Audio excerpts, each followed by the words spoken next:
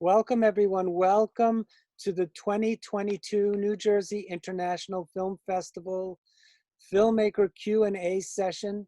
Today we have a wonderful filmmaker from Poland. He's here and he's going to be answering questions that I have for him about his wonderful film, Faithbreaker. And before I introduce him to you, I just would like to mention that our film festival will be a hybrid film festival.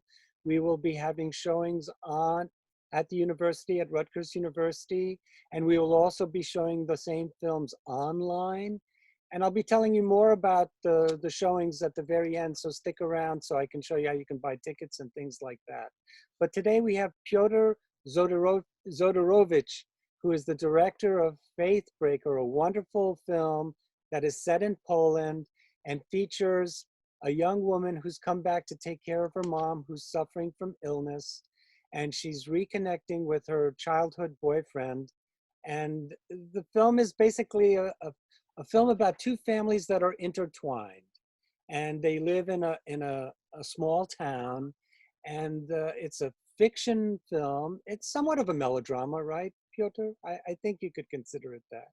Tell us how you invented this film, how you came to make this film. What was the genesis of making this movie? All right. First of all, thanks for having me. I'm honored that I can show my film at New Jersey International Film Festival. With Faithbreaker, it was I've written the first draft of the screenplay very fast. Actually, it was like writing a dream that I had. I didn't have a dream like that, but it felt that way. You know, I've begun with the thought that you have to confront every secret that you have to confront,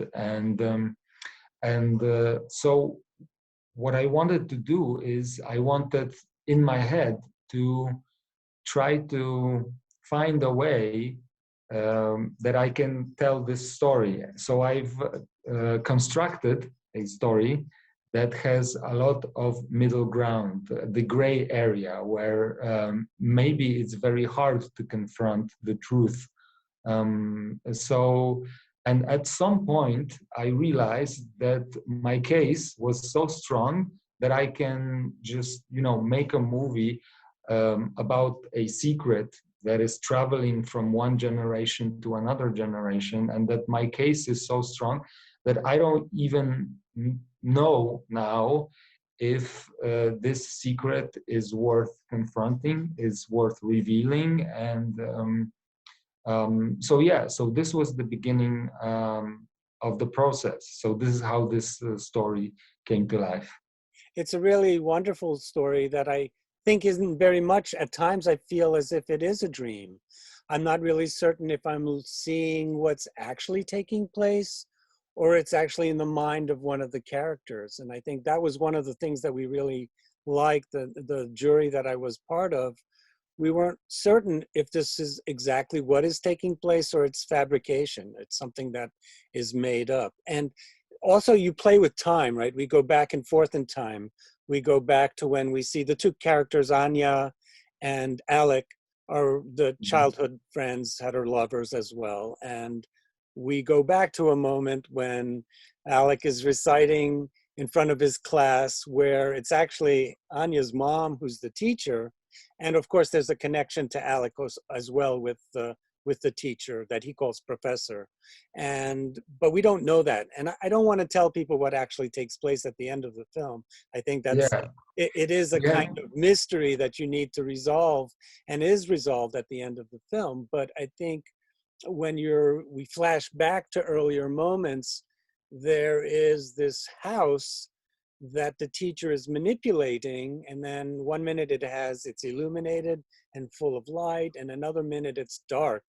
And then later on, we see that there's an object that the teacher keeps underneath her bed that looks very similar to the house. So there's secrets inside that house, let us say. And by the end of the film, I think we discover what's inside the house, inside of the box, or it looks like a lunch pail, something like you would carry your lunch in, but I don't know what it would be called in Yeah, Polish. it's a toolbox actually. It's a box. But anyway, um, the very interesting thing that you've just mentioned is that um, because we are in this film, we are touching the subject of the truth, or whether you need to confront the truth at all times.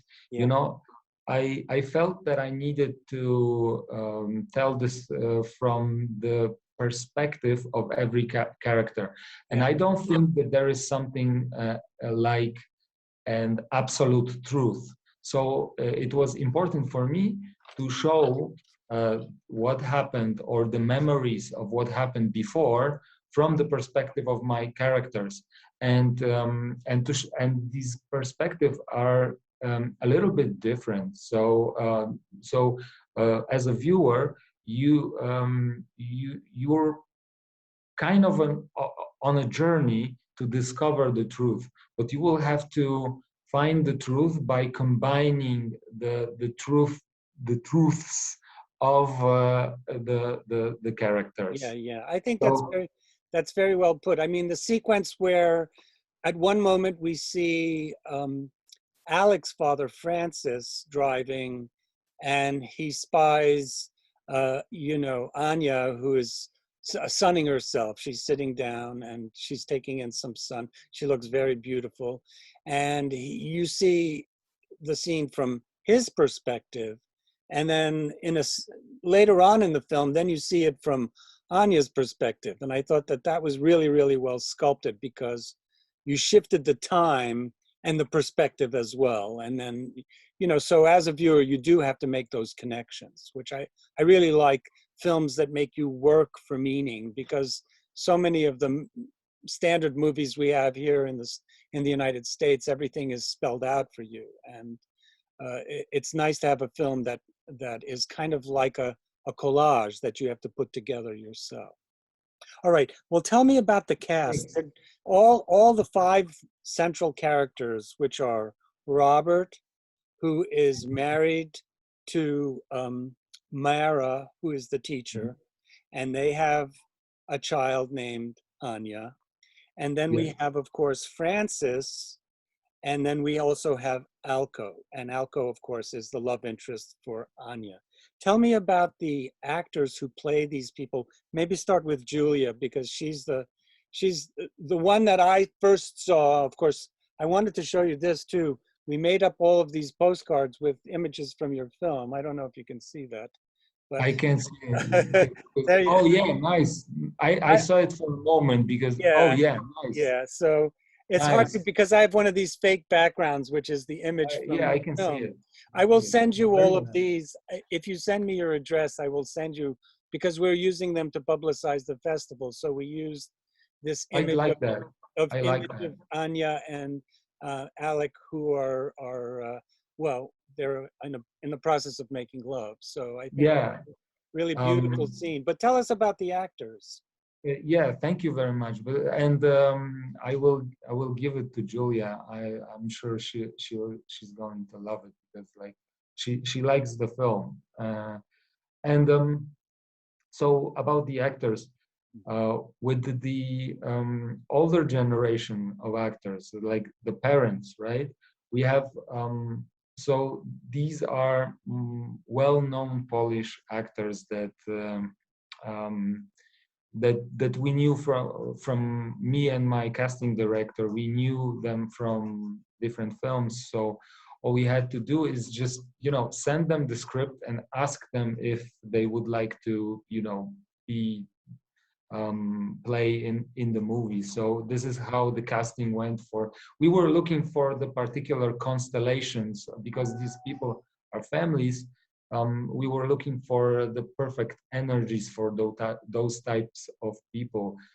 Again, these people are from a small town, very small town, and so we wanted the actors that are able to play to be, to morph themselves into people from rural areas, because most of well-known actors live in cities, and there is like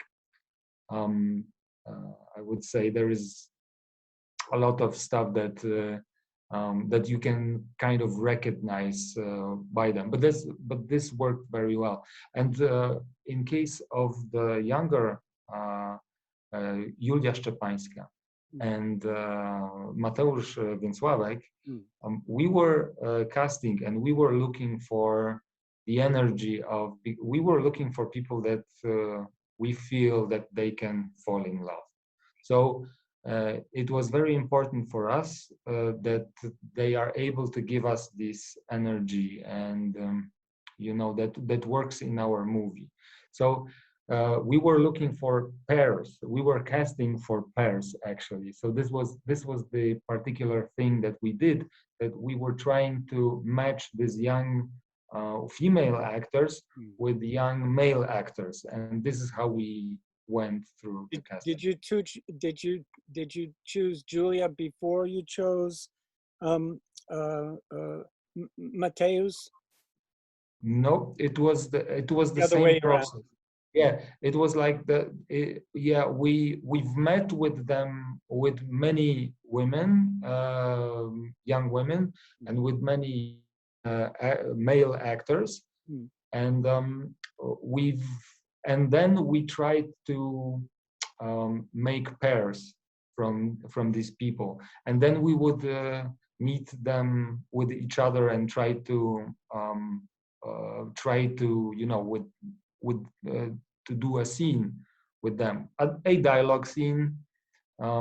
It was something very light, and that's where you can actually see if this comes true, if the emotion, it's not it's very easy to be in love when you have a scene when they are having sex, but it's a lot harder to show that you are falling in love when it's a dialogue, right? Yes. A regular dialogue, people seeing each other for the first time after many years.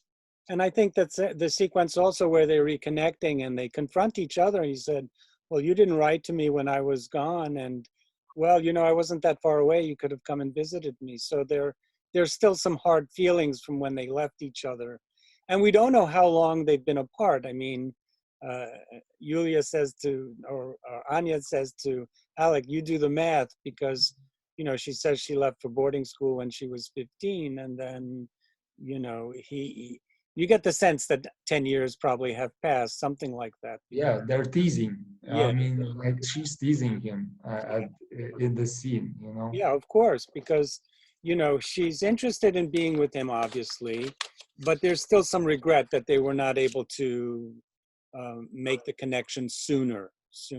And it's only that she's come back because she says, where was it that I wrote? She said that she's only going to stay until her mom, because her mom is suffering from cancer or some terminal illness, and she's not going to be living until her mom passes away. Right. So she's only there. She's already told him that it's not forever and it's just for a limited time. But we wonder if that's really the case. I mean, the situation that we find initially, we don't know that Alec there's a connection to Anya's father, but they're working together in an illicit way, right? Because he's supposed to be guarding the property of his father, which is a steel mill or some steel warehouse, and they're dismantling the steel so that they can sell it or use it for some other property to gain for, because you get the sense that there's a disconnect in socio-economic terms between the two families, whereas Alec's father is obviously well off, he has money, whereas Anya's father, Robert, is, going from job to job and used to work there. So, I think it reminded me a little bit of Romeo and Juliet somehow. Okay. I mean, at first I thought that, but when obviously the ending throws that into question because Romeo and Juliet, the families are at odds, but here the families are interconnected. There is a Yes. connection not only between the young people, but between the elder people. Yes, and you know, it's very important that it's a very closed community. Yeah, So it's like everybody are connected to one another because they all know each other. Because in this small town or a village, we don't really know. I mean, you know, you have relationship with other people which are much more stronger than in the cities. yeah, So you with every person you play a longer game. I mean a long game. You know, yeah, it's like a marathon. So you don't dismiss somebody who do you wrong just one time. You know, right, because right. there are not that many people in this community. So that's why they are, you know, interconnected. And then we kind of know more, and the whole movie is like revealing this puzzle to you and Yeah. showing you how um, what happened in the past. That leads me to another question because for the English title, you have Faithbreaker, but the Yes. Polish title is the name of the town. So I wondered why you chose to title it differently. Um, It's not completely the name of the town. it's not, It's okay. No, it's not completely. I mean, the name of the town is Wiatrołom, which are trees that were fallen through by the wind or Oh, something like that. And we've by switching one letter, we kind of poetically played with this word to kind of to show to construct a word which you don't have in Polish language, it which doesn't is exist, I see. yeah, faith breaker, because we have this special word which is similar to this word that when it's a special kind of sin Mm, that uh, when you swear that you won't do something or you will do something, mm, knowing that you will do it anyway, I got and you. it's called faith breaking, or like like I cannot translate it. No, that's But okay. yeah, That's and that's it's really great because I didn't understand, but I think that's part of the, language is different. And when you're translating stuff, you wanted to make sure that you steer people in the right direction. And by having the Polish title, people would not really know what it is. yeah, Yeah, yeah. that makes Well, sense. we tried to find this poetry in the English title as well. Mhm, So this was our best take. mhm. Well, I also wanted to praise the cinematography. All of the judges thought, "Wow, this is a beautiful film to watch." Nicholas Villegas is the DP. Is that correct? Yeah, this is correct. Can you tell me about how you ended up working with him? And uh, For me, it was very obvious that we will be making this movie together because Nicolas made my two other movies that I did my diploma fiction films from the film school. It was Normal People and Mother Earth. We did them together. So it was very obvious for me that he will be my DP. However, at the point when we were making Faithbreaker, he still didn't have his full feature debut. So I mean, like it took me a little bit of persuading so I can have him as my DP. But since we've made those films before, and those films were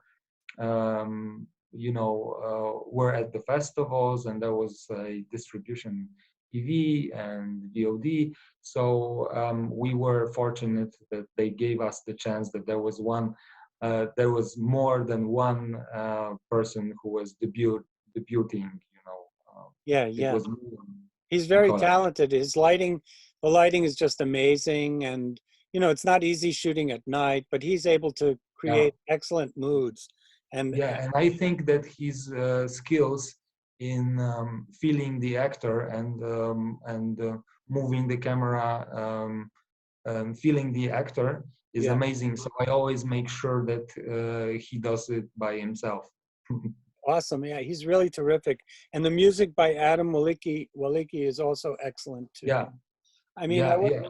I wasn't sure. I mean, the most of the music is his. There is some live music that you recorded Yes. at the raves that Alec is staging. I guess he's looking over this property, but he also has parties there and things that he's able to do.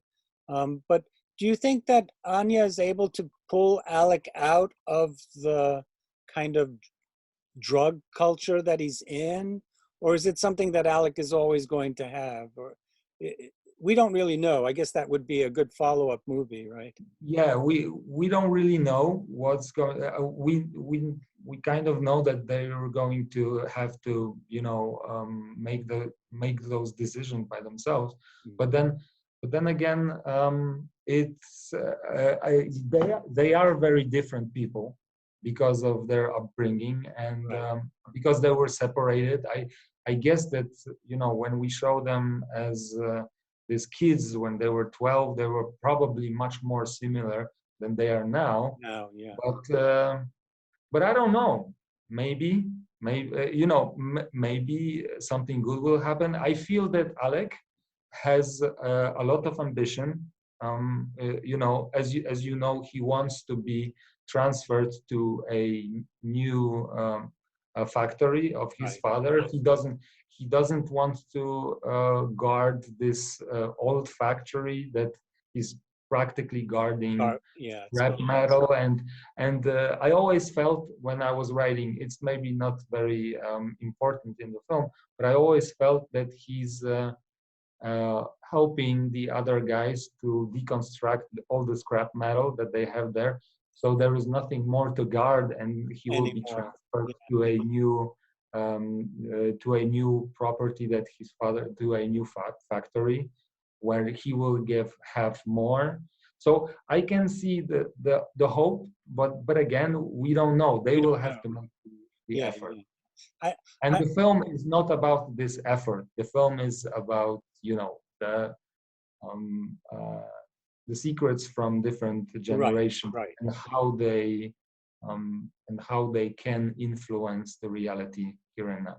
Yes, I think you lead the viewer and you think you figured it out, but there's constant changes, and then you realize that by the end you pretty much figured out what the secrets are. I think that's and I think you have to do that as a director. You want to lead the viewer, but you want to reward the viewer at the end, and you do a great job with that.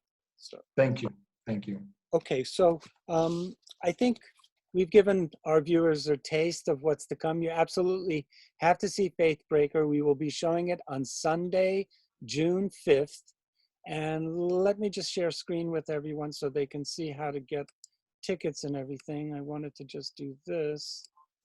And so we share screen. We click on this. And normally our patrons would go to njfilmfest.com. That is our website. And you would click on current events and everything would open up here. But because we are now partnering with a streaming service called Eventive, which is, you know, they've been really great. They kept us showing films during the pandemic and we had no technical problems at all. And so basically all you do is you click on where it says buy tickets, and then that will push you to the Eventive website, which will have everything opening up. There's a welcome page.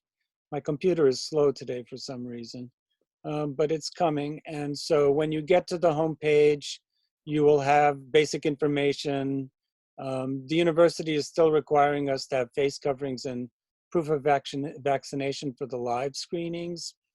We have Faithbreaker is scheduled to be screened live, but I have not gotten confirmation from the university yet because initially it was going to be only 24 hours on the internet. But I was hoping that we could get you to come, but I'm not sure that it's going to be possible. So it may just be a online screening. I don't know. We're really at the mercy of the university. So whatever they decide, we will do. But tickets are available here. You click on tickets and it will take us to this catalog page, which will have everything that we need so that all you need to do is hover over the image of the film. And here's a beautiful shot of Julia. And so you would just click on this and it would send you to the site for Faithbreaker. And it tells you all about the film and basic information. And to order it, you just press on pre-order now. If you want to give it as a gift and have somebody else watch it, you just click on give as gift and you can do it that way. You can always go back to the festival site. And if you would like to see more information about all of the films, you go to the film guide and there all the films are broken down. Faithbreaker has its Polish title in the poster. So that way you can see what we were talking about before. And you just click on each one of these and you'll get more information about each film. And if you want to see films in a schedule that's linear, you can go down and see the descriptions of all the films this way. And so that when you get to Faithbreaker, here's the image of the postcard that I showed you, Piotr, so that you can see more information about the films this way. So the website is pretty user-friendly. You need more information, you can always contact us and we can provide you with that too. There will be a number of films shown. There's 29 films that were selected from 667 films that we received from throughout the world. We're not a huge festival. We're not as big as Krakow Film Festival or Sundance or Telluride, but we are just as competitive as those festivals because we are only showing 3% of the films that we receive. And we're very proud to show Faithbreaker. And thank you so much for joining me today with this interview question and answer session. And I wish you the best of luck with all of your future endeavors. Thank you so much for joining us. Piotr? I think I lost Piotr. Thank you. All right, thank you, great, we got you there. Let me